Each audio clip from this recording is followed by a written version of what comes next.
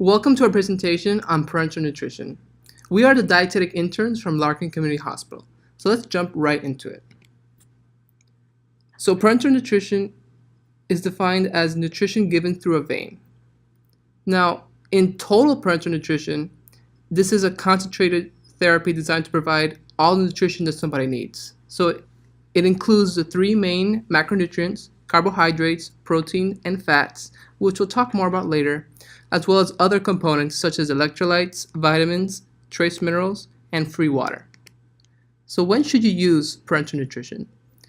Well, consider a patient who has some kind of bowel resection, or maybe they've had uncontrollable vomiting or diarrhea. Imagine a patient whose bowel function is just not working. And here's some more specific examples of when we could use parental nutrition. So perhaps the patient has protein energy malnutrition, or maybe they've been NPO for at least 7 days, and enteral nutrition is not feasible. So there are two types of parenteral nutrition. There's TPN, total parenteral nutrition, and there's PPN, peripheral parenteral nutrition. For PPN, a patient should only be given to a patient who has been NPO for longer than 5 days, but the therapy should not exceed 10 days.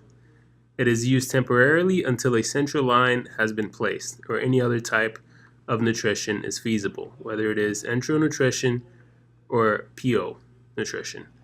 If a patient is hypercatabolic with need to supplement their enteral or PO feedings, and the energy and the protein provided by PPN are limited by the osmolarity and the volume required for nutrient delivery.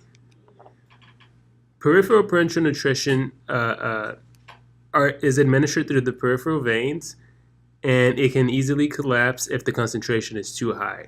So in that case, the dextrose concentration should not exceed 10%.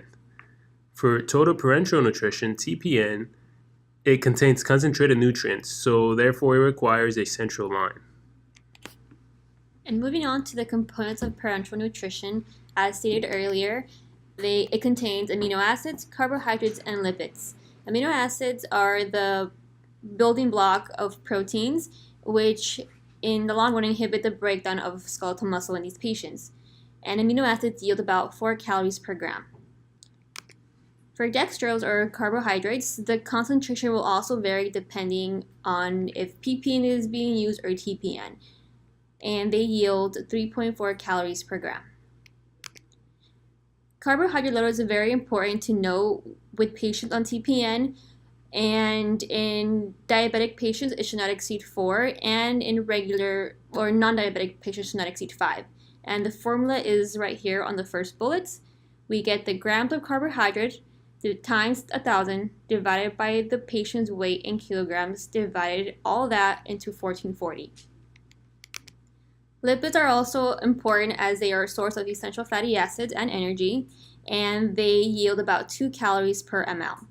It's important to note that lipids should not be hung for more than 12 hours, and the infusion rate should not go above 2.5 grams per kilo per day. An important note for lipids is that some medications such as propofol also provide calories derived from lipids. This is common in patients in the ICU who are under sedation. Therefore, the use of intralipids may not be necessary for these patients. Now I'll be talking about the rate and recommended labs. So predictive equations will be used to calculate the patient's needs. We increase the rate slowly in order to prevent complications. On day 1, we'll start out with 50% of the desired rate. On day 2, we'll increase to 75% of the desired rate. And finally, on day 3, we will increase to reach 100% of the goal rate. For lab recommendations, we recommend tight control of labs, which will include all of the following on this slide. It's important to note that all patients will get their blood sugar checked and have insulin ordered even if they don't have diabetes in order to help control their blood sugar. Now I'll talk about the complications. There are quite a few of them that can arise from TPN, which is why it's monitored so closely. There's refeeding syndrome, which is a syndrome of metabolic disturbances that may occur in malnourished or starved patients when feeding is reintroduced. The reintroduction of carbs into the diet causes a shift of fluid, glucose, electrolytes, and minerals into the intracellular space, which severely decreases serum levels. Hyperglycemia can result, which is why it's important to start slowly. For example, starting at 50% of the desired rate and then increasing. There can be essential fatty acids deficiency, which is caused by TPN without lipids. This can occur within 1 to 3 weeks. Therefore, lipids should be added unless contraindicated. There can be hypertriglyceridemia, which occurs if too much lipids are delivered. Triglycerides should be checked baseline and weekly. There is respiratory acidosis because an increase in CO2 production can be caused by overfeeding of calories. There may also be hepatobiliary complications like fatty liver if there are excess calories. Vitamin and mineral deficiencies can occur when the patient is not receiving a multivitamin through TPN or if they have increased needs because of their condition or wounds. And there's also an increased risk of infection in TPN. Now we will go over an example TPN calculation. Hello everyone, my name is Trung Vo and I'll be explaining about TPN today. So for TPN we use Clinomix 525. The 5 stands for 5% amino acid, 25% stands for 25% dextrose. We need to determine the calories and protein needs as step 1. This patient needs 2,090 calories, 100 grams of protein. Step 2, we need to determine how much lipids that the patient is getting. We're using 20% lipids, so it's 2 calories per ml. We use a 250 ml bag, and we give it 3 days out of 7 days out of the week. So that's 214 calories per day approximately. Step 3, we need to subtract the lipids from the total calories. Patient needs 2,090 calories. We subtract the 214 calories from step 2. We get 1,876 calories. Step 4, we convert the calories, 1,876 calories, to volume. In this case, we want milliliters. So we get 1,876 calories. We convert it to liters. Convert the liters to milliliters. We get 1,786 milliliters. Step 5, we need to find the hourly rate. We have 24 hours a day. TPN runs constantly. So we have 1,786 milliliters. We convert that to milliliters per hour. We get 74 milliliters per hour. However, we run in 5 increments.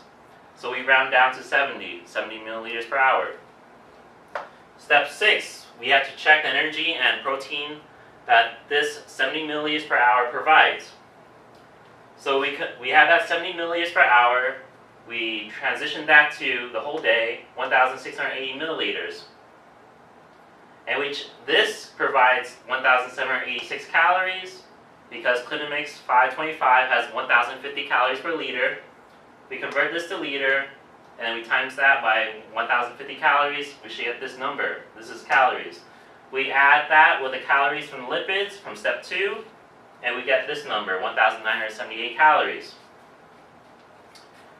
This number, we're checking to see how much amino acid and dextrose we're getting.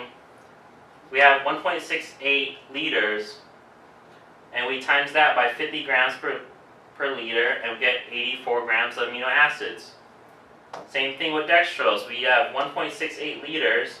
We times that by 250 grams per liter of dextrose. This is from the Clinomix 525, and we get 420 grams of dextrose. Last but not least, we need to check carbohydrate load. Carbohydrate load, all patients should have less than 5. Carbohydrate load, diabetics need to have less than 4. So we have 420 grams of dextrose. That's from step 6. We times that by 1,000, and we divide by the weight in kilograms for the patient, and we divide this whole number by 1,440 minutes per day, and we should get a number hopefully below 5 or below 4 if it's diabetic.